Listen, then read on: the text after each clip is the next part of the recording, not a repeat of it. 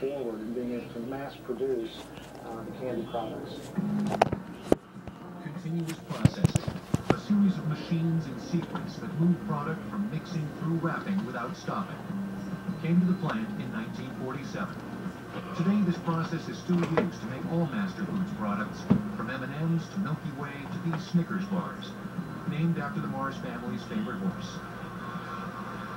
First process is really the whipping of egg white, along with some cooked corn syrup, which includes some salt and some water, and sugar, because we want a high impact of peanut flavor in Snickers. We're adding fresh ground peanut butter to that mixture. We can't have a great Snickers bar without having great caramel. And it comes into this area, into the blender, where it's now being blended with our own fresh roasted peanuts. Though the process may look simple, it's not. Time and temperature are very, very critical components. And for us, monitoring those closely, as well as even basic things like humidity, which could cause the candy to become very sticky and difficult to handle, are all very critical. For a line like this that has a capacity of making, 50 or 60 tons of product to ship, you can imagine if one of those parameters would get out of control, you'd have quite a sticky mess in your hand. The 195-degree beaker flows downstairs and into a hopper, then squeezed between two ice-cold stainless steel rollers. And the material spreads out into a slab that then is peeled off of those rollers and laid down onto a stainless steel belt to be further cooled. And then head towards the area where we can actually put caramel on top. The combined slab will be cooled further to 65 degrees Fahrenheit, so that it can be cut cleanly into strips the exact width of a Snickers bar, without chocolate on it. The caramel and nougat slab is now warm for enrobing. That's industry speak for getting its chocolate covering. The chocolate has been tempered, heated, and cooled in a way that ensures a more uniform crystallization of cocoa butter within the chocolate, resulting in a higher melting point. Which makes that chocolate easier to handle in your hands at room temperature and at body temperature. Really what we want is we want that chocolate to melt in your mouth, but not in your hand. Then the bars are vibrated to rid them of air bubbles and to evenly distribute the chocolate. The tempering process continues as the bars head toward wrapping. The Snickers bars receive a final inspection before being wrapped at rates of between 800 and 900 bars per minute. The results of all this work for Master Foods is a spectacular payoff. The Snicker bar, while invented in 1930, today is one of the top-selling confectionery brands in the world, $2 billion in global sales. But Snickers is only one of the company's many brands, which include M&M's, Twix, Starburst, Skittles, Milky Way, Kudos, and Three Musketeers. At the Chicago plant, they also make the newest product, the Amazing Bar, a molded milk chocolate bar with embedded M&M's minis. And Poppables, candy bars in a bite-sized format. The company is privately held and run by the fourth generation of the Mars family. With products sold in over 100 countries, they've come a long way from Frank and Ethel Mars's kitchen.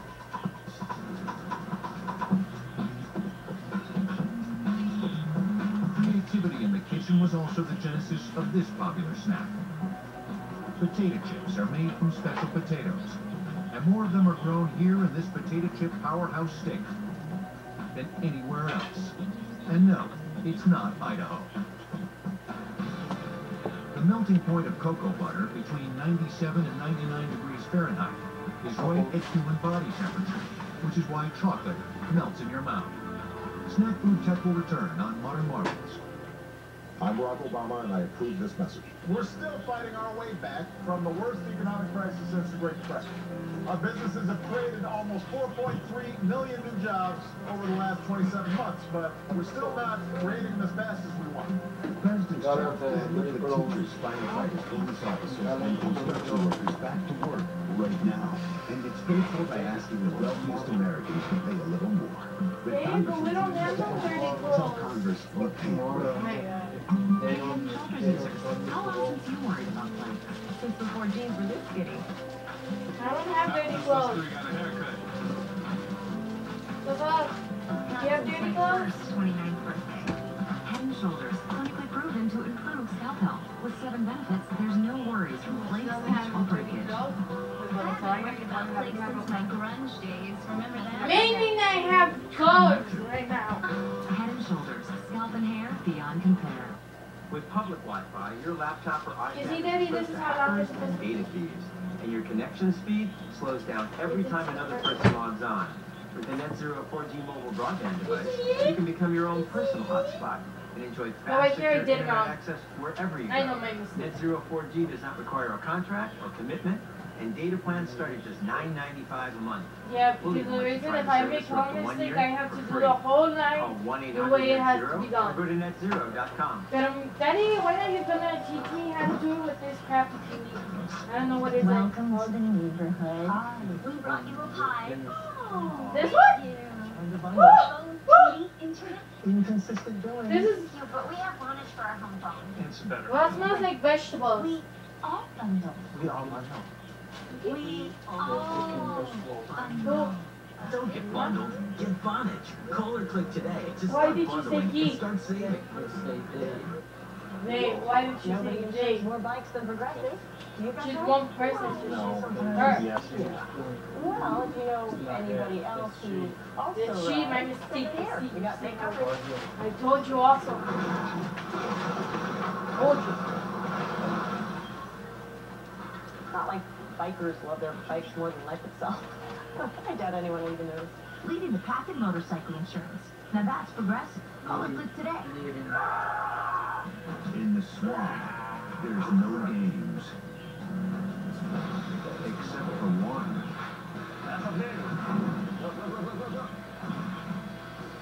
Time to go get some data.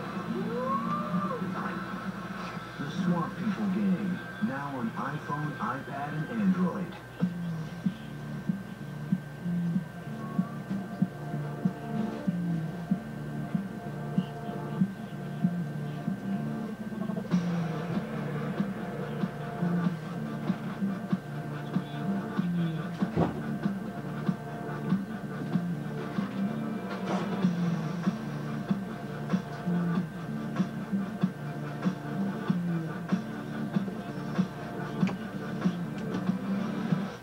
Independence Day will be celebrated with fireworks from one end of the continent to the other from this day forward.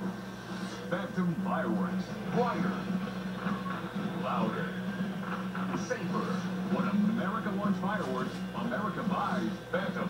Thousands of locations with every type of consumer fireworks available. On sale now. Phantom fireworks, lighting up backyards of America from coast to coast. Visit fireworks.com for a location near you.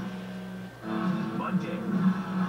The old man Mama, Troy. so am I getting boots? And a big problem. Do your magic, Danny. You have to disassemble it and put it back together. Ouch. Monstars is all new Monday at 10 on History. We now return to snack food tech on Rotten Marbles.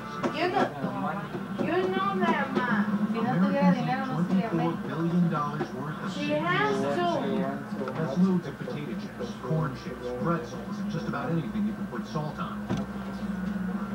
9 of the 10 top-selling brands are made by one company, Frito-Lay, the biggest player in the industry. Even though you have one large national player, you do have dozens of strong, mostly independent regional companies. Pennsylvania, the chicken potato state. That moniker probably won't replace the state motto, but the area around Hanover and York in southeastern Pennsylvania is nicknamed the Potato Chip Belt for a reason.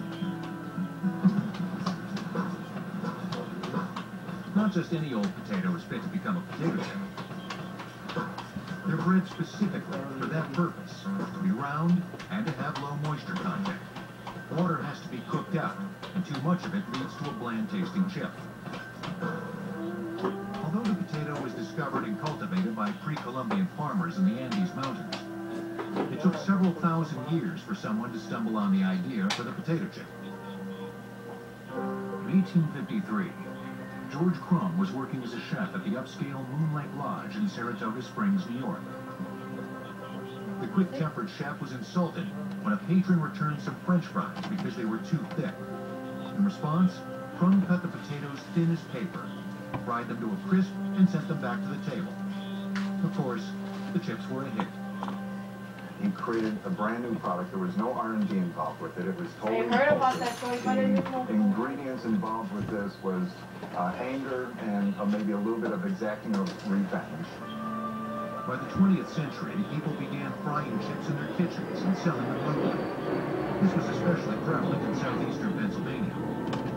They tended to have the entrepreneurial spirit, independent, some people would say hard-headed, but they liked to be on their own and be self-sufficient. They were growing potatoes, plus the capital expenditure to get into the business with those early, very simple equipment and production methods was low cost and easy. In 1921, Hutt's Quality Foods in Hanover, Pennsylvania was launched with this combination of modest expense and hard work.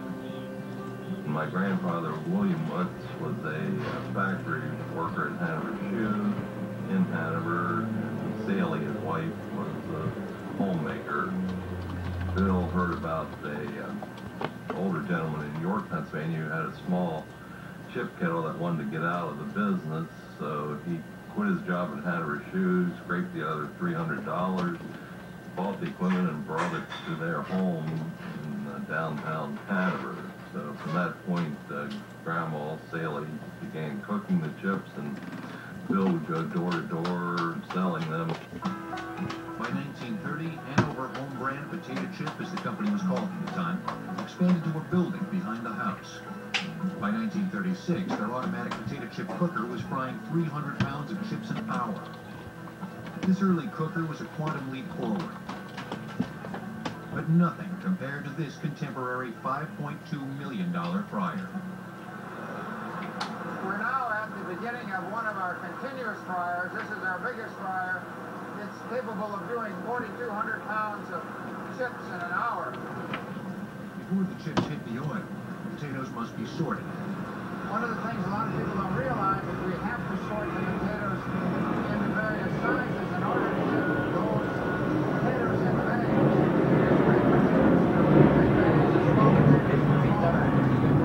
These potatoes, a variety called snowbits, are pumped into the plant in a flume of water that efficiently washes them as it moves them. It takes 4 pounds of potatoes to make a pound of chips. This is a modern peeler. There are a series of drums where we can adjust the abrasive inside those drums. Depending on the kind of potato and the toughness of the skin, we will literally rub the outside off. The peels aren't wasted. They'll be sold for animal feed. Once peeled, the potatoes are off to the slicer, a spinning ring of surgical steel blades set with a micrometer to a slice thickness of 0.045 and 0.065 inches for their various chips. After excess moisture is blown off, they're carried into a bath in 2,800 gallons of 350-degree cottonseed oil. There are actually hold-down belts that are inside this continuous fryer that push the slices down